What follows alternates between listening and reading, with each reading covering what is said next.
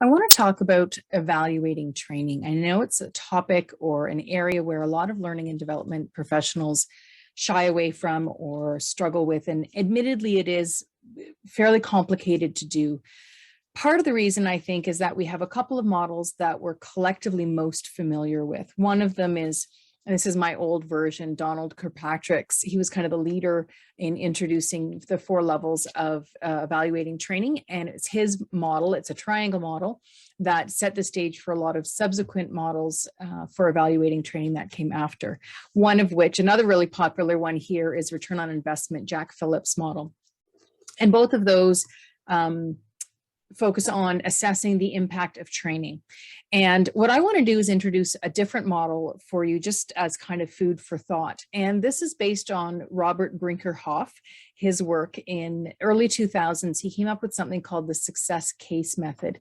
And it doesn't look at training alone, rather it looks at training and non-training interventions. So in some respects, it has a broader scope. So it could include a course that somebody takes, but it also would look at the effectiveness of a coaching program, for example, or performance support. So in that way, it's broader, which is nice. It's also unique because it looks at specifically performance. And so it's not actually assessing, was the training effective, because it's not looking at just training, but it's really looking at, is the employee performing well? And asking the question, if somebody's performing well, why is that? And how can we repeat that and do more of that? So it looks at outliers. And so it looks at top performers and asks, what are they doing well that we can replicate for other people?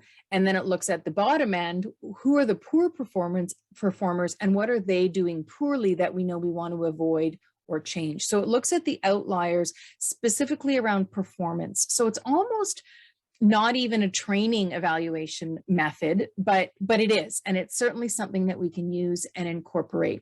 So I just share that with you because it's refreshing sometimes to move away from triangles and to move away from different levels of evaluation and to take a bit of a different perspective on how do we assess the impact of all the initiatives that we're doing with our employees. I hope that helps.